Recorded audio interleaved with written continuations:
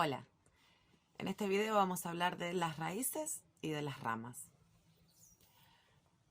Últimamente he visto mucho la expresión ramas del feminismo, ¿no? Como para referirse a las corrientes o, bueno, distintos movimientos dentro del feminismo. O mismo si se considera que hay más de un feminismo como para definir distintos feminismos, ¿no? Personalmente no estoy segura de creer que existan varios feminismos. En tanto entiendo feminismo como sinónimo de camino de libertad femenina o camino para la libertad femenina. Y tengo claro que ese no es el sentido que tiene ni en el patriarcado, ni en el fin del patriarcado, ni el que tenía en el periodo y lugares en los que nos vamos a enfocar acá. Pienso que sería una larga lista de todos los feminismos se fueron a bañar hoy, que seguramente son más. En ese momento eran unos cuantos menos, pero igual más de uno.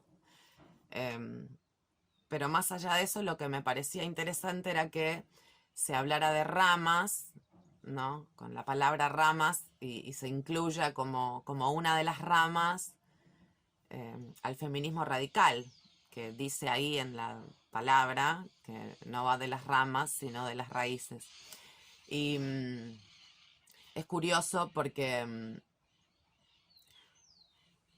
aparte de que hay un montón de palabras que quieren decir un montón de cosas, entonces hay una idea de que radical quiere decir un montón, por ejemplo, ¿no? Cambios radicales, parece, como que son muchos, y que puede haber un montón de cambios y que eso no tenga nada de radical, por ejemplo. O también se usa, también o se entiende como exagerado, como extremista, como que eso quiere decir radical, como intransigente, una cosa así. Pero bueno, no. Así como alguien muy materialista puede ser alguien que se interesa por el dinero o alguien que ama a Marx. Tipo, bueno, lo mismo. Romántico puede ser alguien que escucha boleros o un tipo que escribía y se suicidó porque la vida era triste y él tenía una musa y yo qué sé. O sea, romántico también es mucha gente.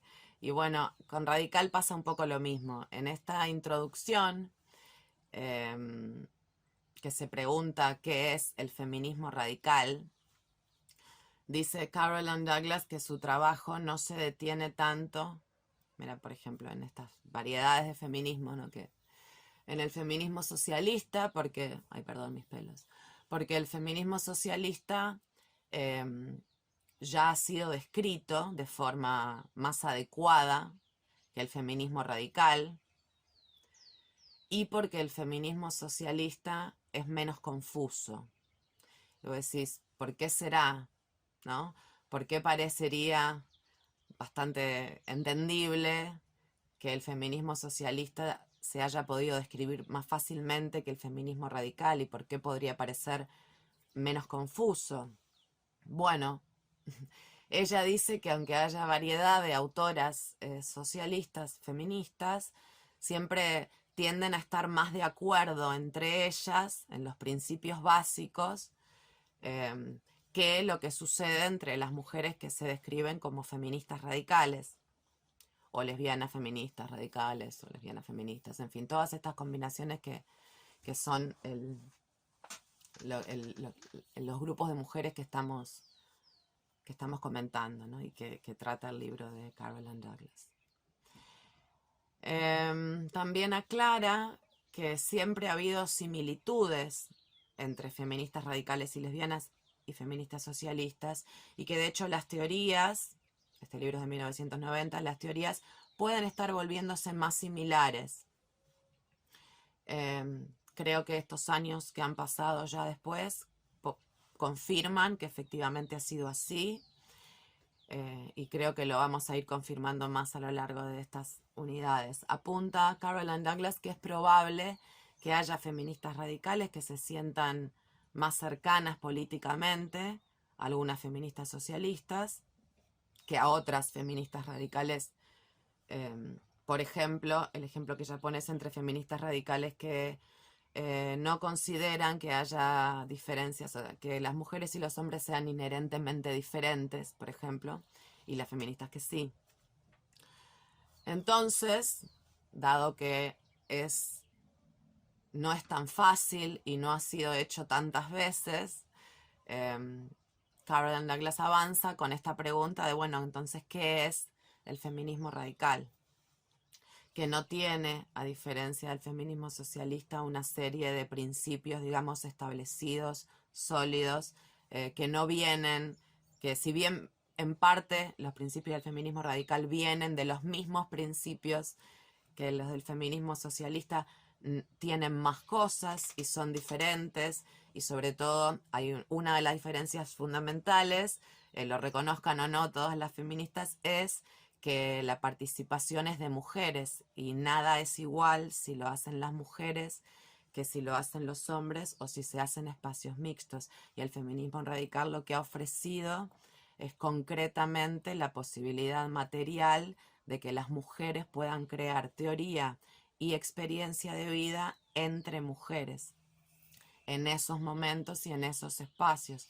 Aun si esas mujeres, sus contextos, su formación ideológica, sus estudios o sus influencias directas e indirectas, porque vivimos en este mundo de los hombres, decadente, que igual a ellos los exalta, entonces se explica estas diferencias, ¿no? De por qué parece más confuso de definir algo que uno no puede encontrar en una serie de libros escritos por una serie de personas que estaban de acuerdo en considerar la realidad de esta manera específicamente, ¿no? El feminismo y el feminismo radical ha sido siempre bastante más variado, y bueno, esa riqueza y esa complejidad hace que haya sido descrito de forma menos clara y que parezca más confuso, que haya sido más confuso. La pregunta entonces es, ¿qué significa radical acá?